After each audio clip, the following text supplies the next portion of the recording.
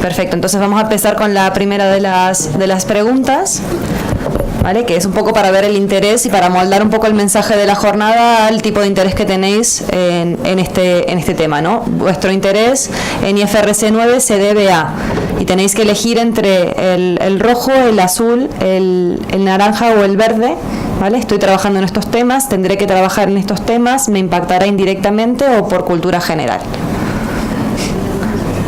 Se acaba el tiempo.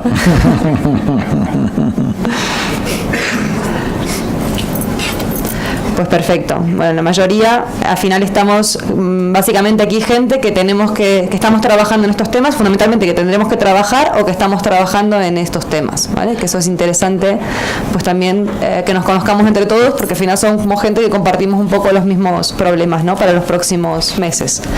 Siguiente pregunta, vamos a hacer 2 preguntas ahora, dejamos el resto un poco para el final. En vuestra área, ¿habéis comenzado a trabajar en la implantación de IFRS 9? Ahí tenemos sí, desarrollando, ajustando modelos, solo diagnóstico, no nos afecta o aún no hemos comenzado.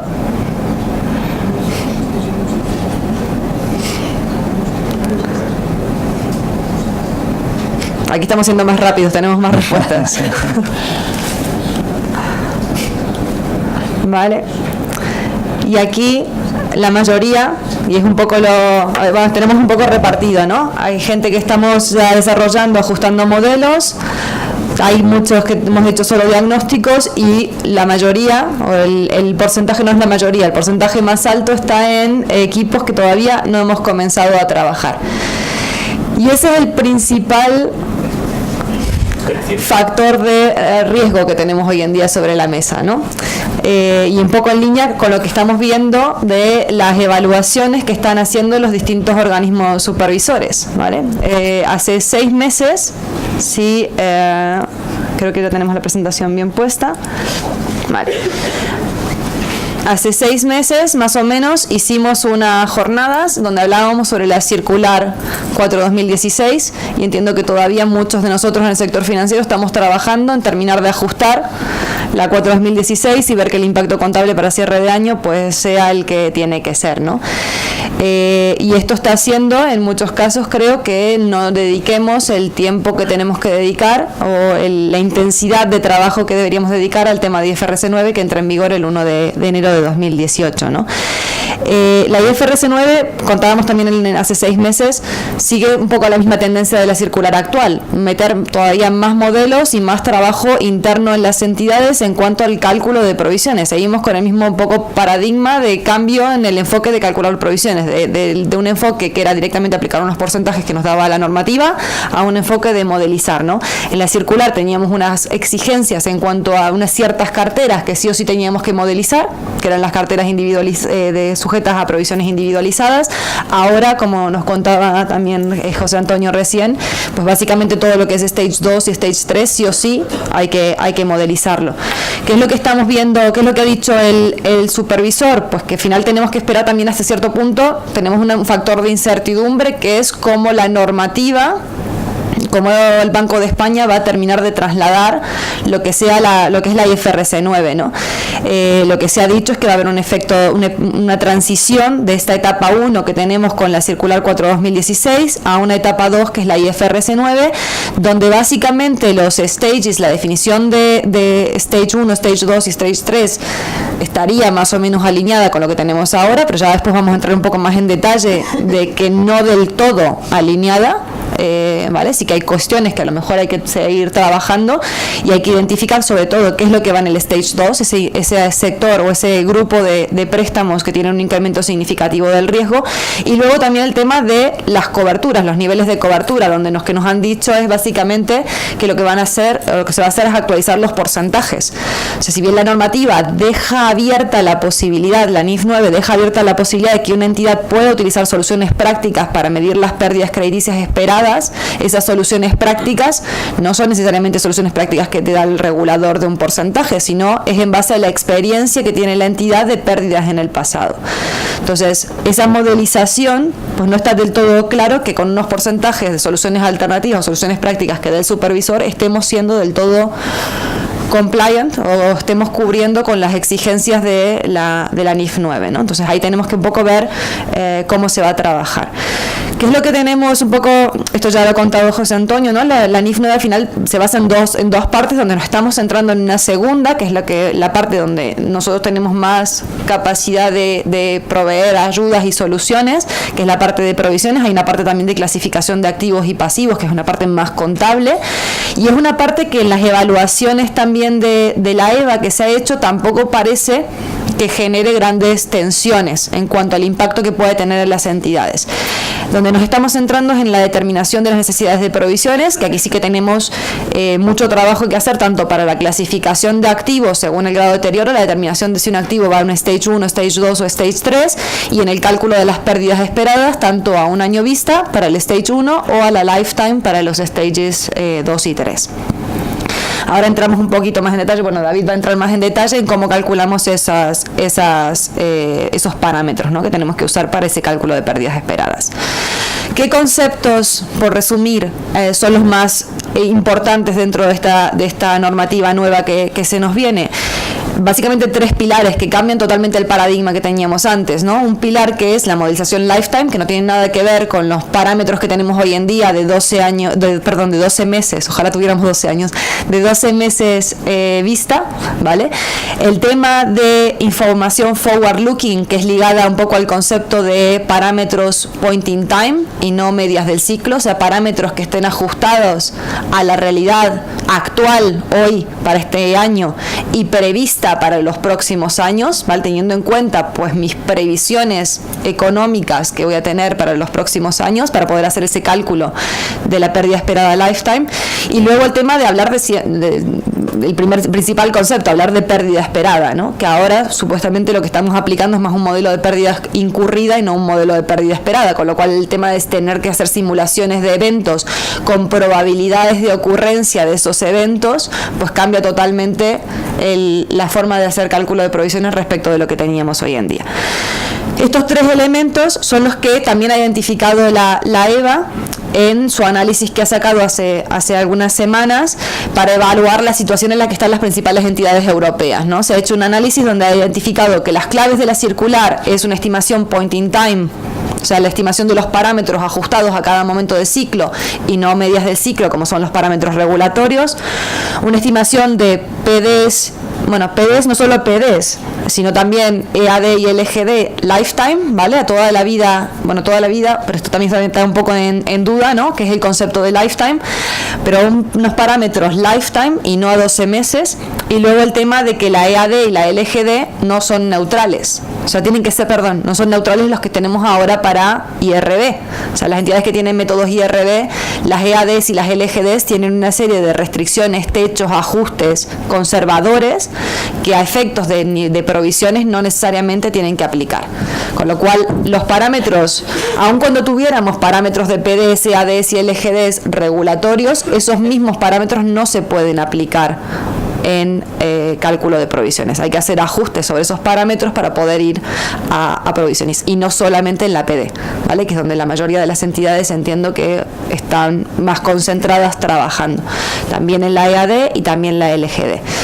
¿Qué impactos esperan? ¿Qué cuestiones les preocupaban? Pues tanto cuestiones cualitativas como cuestiones cuantitativas. A mí lo que más me llamaba la atención es que destacaban un poco lo que ha salido de la encuesta que acabamos de hacer, ¿no?, que todavía muchas entidades no están trabajando en este tema, sobre todo que las entidades que han empezado a trabajar son las de mayor tamaño, que hasta cierto punto es cierto que tienen más volumen de negocio, pero también tienen más instrumentos y más herramientas sobre las cuales apalancarse y a las cuales tienen que ajustar para poder estimar provisiones a lifetime de acuerdo a la IFRS 9. Entidades que no tienen estos modelos internos tienen que partir prácticamente de cero, a lo mejor haciendo estimaciones más sencillas, pero tienen que partir de unos niveles de trabajo interno y de trabajo de datos que otras entidades ya tienen hechas, ¿no? Entonces, uno de los aspectos más importantes es la necesidad de no subestimar los costes de implementación de la IFRS 9, y de tener también suficiente tiempo para poder hacer labores de testeo y de calibración, porque son cosas que nos van a impactar mucho en cuenta de resultados y también en solvencia. En el análisis cuantitativo que se ha hecho, básicamente el 76% de las 58 entidades que se han evaluado han dicho que van a tener un incremento en volatilidad de beneficios, y han dicho un 18% creen que van a tener un incremento en los niveles de... no un 18%. El resultado del incremento que se prevé que va a haber en provisiones en medias de un 18%, pero hasta un 86% de las entidades hablan de un 30% de incremento en provisiones. Fundamentalmente ligado con el cálculo de pérdida esperada lifetime en el stage 2, ¿vale? En ese segmento de incremento significativo del riesgo. Y luego también el impacto en capital se espera que sea significativo, ¿no? Entre 59 y 59 puntos básicos sobre el CET1 es lo que se está esperando en media, y el 79% de las entidades esperan hasta una caída del CET1 de 75 puntos básicos, ¿vale? Es cierto que para esto también el Comité de Supervisión Bancaria de Basilea ha emitido una nota en la que, un poco en función de estos análisis de impacto de la NIF, me voy a adelantar dos diapositivas. En función del análisis de impacto de la NIF, también lo contamos hace 6 meses, existe la posibilidad de implementar un calendario transitorio de efectos sobre el capital, ¿vale? Con lo cual, en cuenta de resultados impactaría directamente, pero sobre capital, sobre el CET1, podría haber unos calendarios transitorios que ahora están en periodo de consulta, y habría un poco 3 enfoques en función de un poco los resultados de esa consulta que se hagan, teniendo en cuenta la diferencia en absoluto, la diferencia en relativo, directamente con un phasing in en términos de volumen de incremento de provisiones que se haga para las provisiones de nivel 1 y nivel 2, o stage 1 y stage 2. También la ESMA se ha pronunciado y ha hecho una evaluación del impacto, no una evaluación del impacto, sino que también se ha pronunciado sobre cuál es la actitud que tienen que tener las entidades respecto a el disclosure, ¿no? La transparencia de información a mercado. Y en este sentido, pues se ha establecido un poco cuál es el tipo de información que ya a partir de este año, en los cierres de las cuentas de 2016, se tendrían que empezar a dar al mercado, ¿vale? En el cierre de 2016, si hay plazos de implementación, posibles impactos estimados, información cuantitativa o información cualitativa que pueda ser relevante para el mercado, si hay que empezar a comunicarla. Con lo cual hay que empezar, evidentemente todos estos temas son sumamente importantes, ¿no? Con esta línea, pues nuestro enfoque es pues que tenemos que empezar a trabajar teniendo en cuenta que la implementación es el 1 de enero de 2018 y considerando que tenemos que tener un cierto tiempo de testeo y de análisis de resultados, pues hay que empezar a trabajar tan pronto como sea posible en la evaluación de las pérdidas esperadas bajo la NIF 9. Para esto planteamos un poco 3 fases de trabajo, ¿no? que detallará un poco David ahora a continuación. Uno es, al final, si lo que queremos obtener es una pérdida esperada para cada una de las posiciones de la cartera que tenemos, lo que tenemos que ser capaces es asignar a cada una de las posiciones la pérdida esperada que le toca, la pérdida esperada a un año vista o la lifetime, ¿no? Para eso tenemos que ser capaces de decidir. Basar únicamente en tu experiencia histórica para definir tus PDs lifetime, porque lo que de hecho se ha observado es que y la norma lo dice en repetidas ocasiones, el default es una marca tardía para provisionar, con lo cual hay que meter información macro de alguna manera que de cara al futuro te pueda permitir sustentar tus modelos con mayor solidez. También es verdad que si, por ejemplo, tú estableces que el lifetime hipotecario en tu cartera son 15 años, la norma no te pide que tengas escenarios a 15 años. Porque no se los cree ni la IFRS 9 ni nadie. Y ahí es donde entra el juego de, bueno, pues si tú tienes unos escenarios a 3 o 5 años, a partir de esos escenarios, pues bueno, puedes converger a una media, que es lo que hablaba José Antonio, de, bueno, a partir de un cierto año, no tener un set de PDs por año, sino una única PD, de acuerdo, que converja a una media en base a tus datos históricos observados. Ahí sí que puedes sustentarlo de esa manera. Bien, una vez que tenemos la PD modelizada, que la hemos modelizado en 10 minutos. Pasamos a la EAD. La EAD es otra de las 3 patas fundamentales para el cálculo de la pérdida esperada. Y no hay que confundirla, al igual que la PD, no hay que confundirla con la EAD regulatoria, porque la EAD regulatoria únicamente va a 12 meses vista y de nuevo no tiene información macro detrás. Con lo cual no hay que convencerla. Sí que es cierto, no hay que confundirla. Sí que es cierto que de cara al cálculo de la pérdida esperada a un año, la norma te da la posibilidad de, puedes utilizar la EAD regulatoria siempre y cuando con información macro de por medio tú demuestres que tu EAD regulatoria tiene un componente que no es solo histórico, ¿de acuerdo? Pero la EAD para el cálculo de la pérdida esperada lifetime en ningún caso puede ser la regulatoria, porque ella no avanza a más de 2 meses, a más de 12 meses. Para el lifetime, pues hay que tener en cuenta, por ejemplo, cuando estamos, ya que estamos centrándonos en la cartera hipotecaria, que da mucho juego por los años, la EAD de una hipoteca es el saldo. Bien, ¿cuál es la EAD de una hipoteca a 15 años? ¿Qué saldo va a tener una hipoteca a 15 años? Hay que establecer, hay que estudiar, hay que modelizar cómo son las amortizaciones de esa cartera, cómo son las amortizaciones parciales, hay amortizaciones totales, si no, en qué cuantía. Todo este tipo de cosas hay que tenerlas en cuenta de cara a la modelización.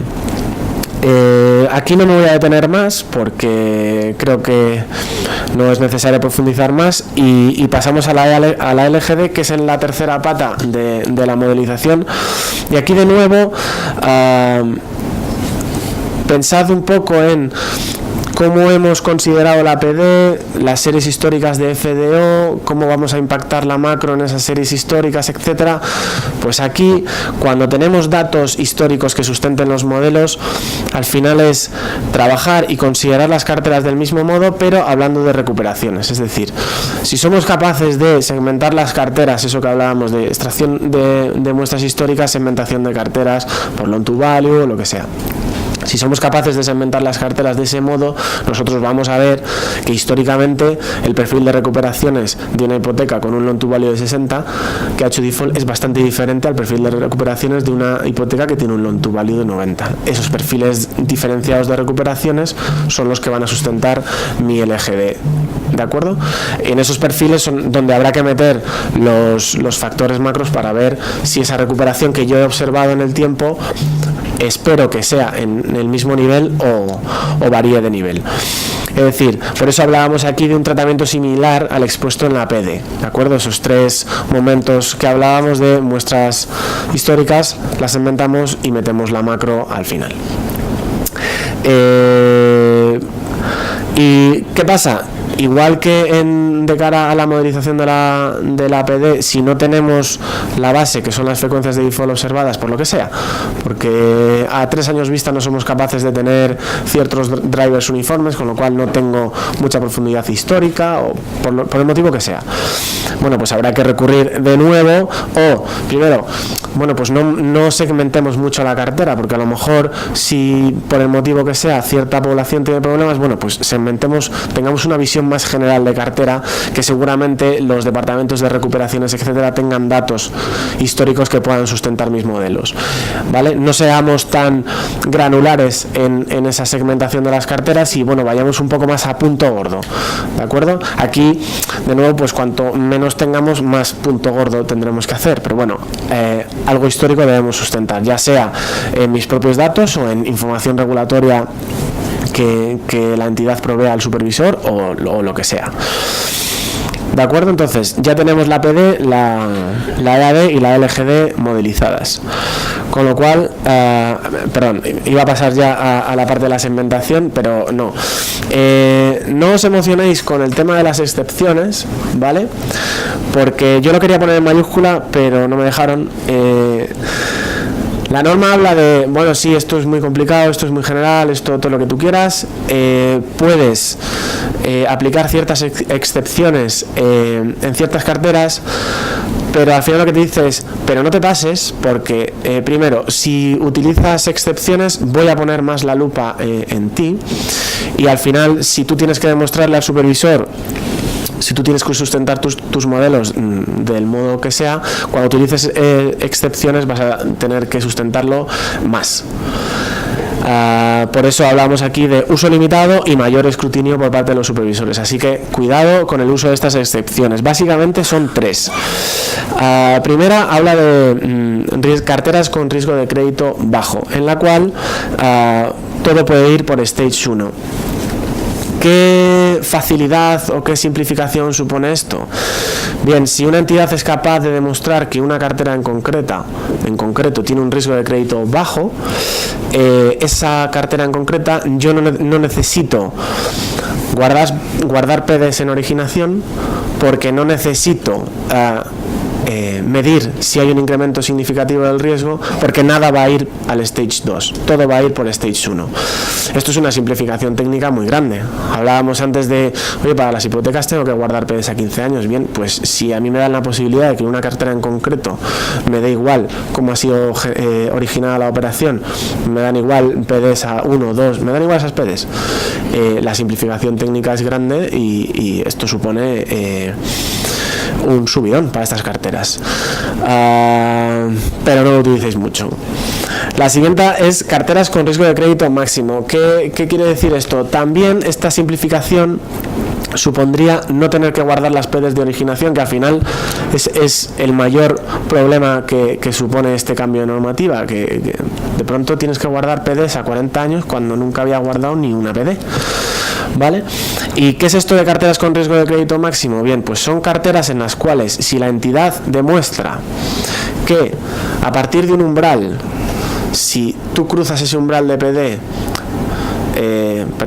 si no cruzas el umbral de PD, todas las operaciones, sea la variación de PD que hayan tenido, no ha sido un incremento significativo del riesgo, si tú eres capaz de demostrar que todas las operaciones que están por debajo de ese umbral no suponen un incremento significativo del riesgo, bien, cuando lo crucen, directamente pasan al Stage 2.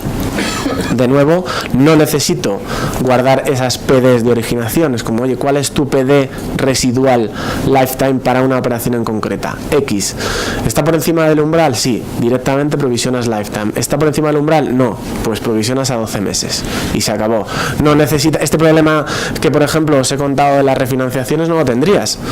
Como, oye, la refinanciación, me da igual de dónde venga la refinanciación, me da igual de cuántas operaciones haya venido, no quiero ni saber si la entidad declara una pérdida en pérdidas, me da igual. ¿Qué PD tiene? ¿Está por encima del umbral? Provisionas de una manera. ¿Está por debajo? Provisionas de otra. Evidentemente, aquí el trabajo de este tipo de... O sea, el trabajo que llevaría a agarrarse a esta excepción es el trabajo histórico de demostrarle a un supervisor que por debajo de ese umbral todas tus operaciones hayan tenido la variación de PD que hayan tenido, no la consideras significativa. ¿De acuerdo? Con lo cual, haciendo ese trabajo previo, podrías utilizar esa excepción.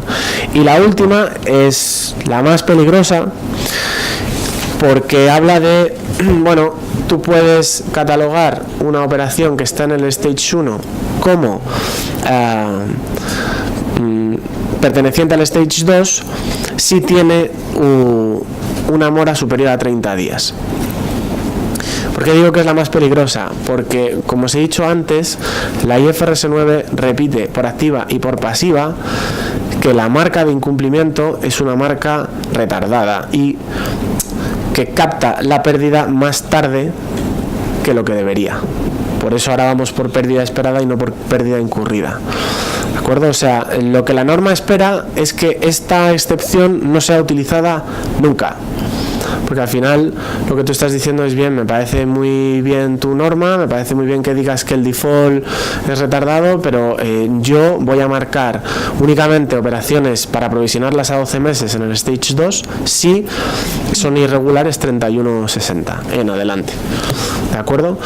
Te da esa posibilidad siempre y cuando se la demuestres históricamente y tú veas. Esto es como un poco como definir el umbral, decir, oye, mira, todas mis operaciones que yo veo variaciones de PD en el tiempo, si soy capaz de demostrar que siempre y cuando hayan tenido una marca de irregular inferior a 31 días no han tenido un incremento significativo del riesgo, pues bien, ese es mi umbral, ¿de acuerdo? Pero es un umbral peligroso porque lo basamos en el incumplimiento y la norma no es partidaria de esta, con lo cual yo no recomendaría que se utilizara, pero bueno, allá cuentas.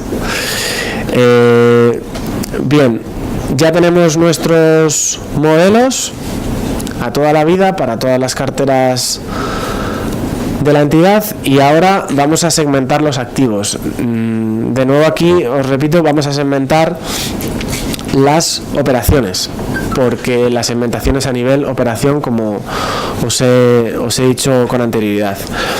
Bien, en la norma hay como unos 16 criterios para identificar el incremento significativo del riesgo. Criterios diferentes, uno te dice que, bien, ¿qué es un incremento significativo del riesgo? Pues bueno, tú tienes unas operaciones concedidas en un momento del tiempo, si 2-3 años después observas que esas operaciones han sido concedidas, operaciones similares han sido concedidas a un precio diferente, mayor, ahí lo que la entidad está diciendo es, bien, tienen un precio mayor porque tienen más riesgo para mí, de alguna manera ahí estoy informando que tienen un incremento significativo del riesgo. Ese sería un criterio, ya te digo, son unos 16 criterios. Nuestra visión es que ya que las entidades van a tener que hacer un esfuerzo muy grande de cara a la modelización lifetime, y ya que eso lo vamos a tener que hacer de todas para provisionar, bien, pues utilicemos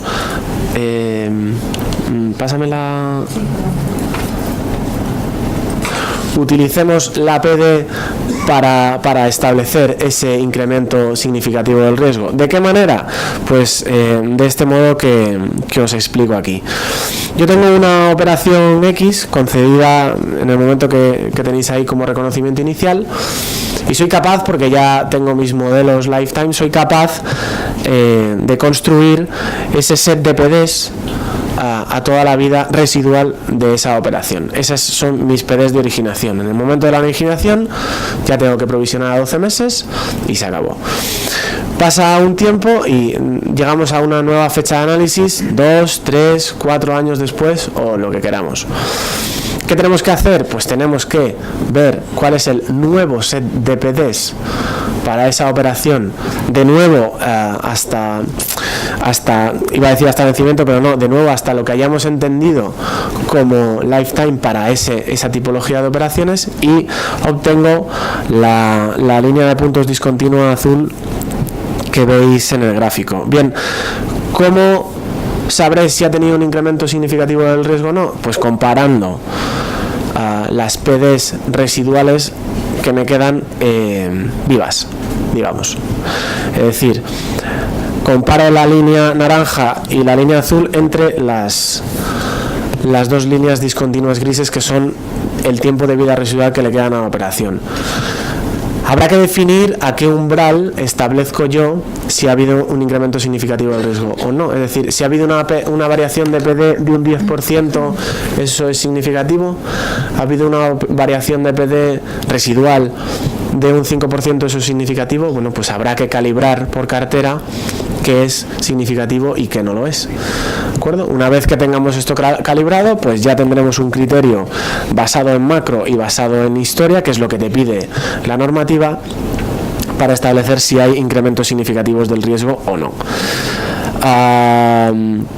Bien, y una vez que tenemos segmentados los activos y ya somos capaces de establecer, si está en mora es fácil de establecer porque las marcas las hemos construido al principio, pero ya somos capaces de diferenciar operaciones que están en el Stage 1 en relación a las operaciones que están en el Stage 2, pues pasamos a la asignación y seguimiento de los modelos, que es la fase final del cálculo de provisiones. Y esto es un poco lo que os había comentado José Antonio al principio. Hay 3 categorías diferentes. Las operaciones del Stage 1 son operaciones que desde la originación, no, aparte de estar al corriente de pago, no hay un incremento, no hay una evidencia de incremento significativo del riesgo. Cuando comparas esas PDs no captas un aumento significativo de las mismas, y esas tienen que provisionar a un año. Ya que sale aquí, y creo que no lo he dicho antes, estas pérdida esperada a un año, que es una PD a un año, una LGD a un año y una EAD a un año, no hay que confundir con la PD a un año de Basilea, porque esa PD es una PD TTC que no incluye factores macro, con lo cual no confundamos provisionar a un año con la PD de Basilea a un año, porque no lo es, ¿de acuerdo? No es una PD TTC, es una PD PIT, que como os he explicado al final, nuestra visión es calcular la PD Lifetime como una unión de PD SPID. Pues bueno, si la operación es normal, me quedo con la PD PIT del primer año. Cuando hay un incremento significativo del riesgo, con el criterio que os hemos hablado en la diapositiva anterior, pues bueno, esas operaciones irán al Stage 2 y habrá que provisionar a 12 meses. Evidentemente, este es el cambio más gordo, a Lifetime, este es el cambio más gordo, y lo que se espera es que el porcentaje de operaciones afectadas por esto no sea muy grande, pero bueno, el impacto estará aquí. Y luego están finalmente las operaciones morosas, que irán directamente al Stage 3 sin pasar por la casilla de salida. Finalmente, cuando ya tenemos asignados los modelos y tenemos las provisiones, pues bien, no hay que dejarlas que campen a su ancha, con lo cual es importante que las entidades también tengan presente que habrá que hacer un seguimiento de los modelos, y la norma te lo exige. Es decir, habrá que hacer backtest cada 3-6 meses o lo que sea, habrá que ver si realmente tu set de PDs a toda la vida es coherente, es robusto, etcétera. Con lo cual también hay que tener en la cabeza que esto no es construir los modelos una vez y dejarlos ahí rodando, porque la norma no es favorable a esto. Eso es lo que os queríamos decir de modelización, y ya sea ahora o al final, pues si tenéis alguna duda.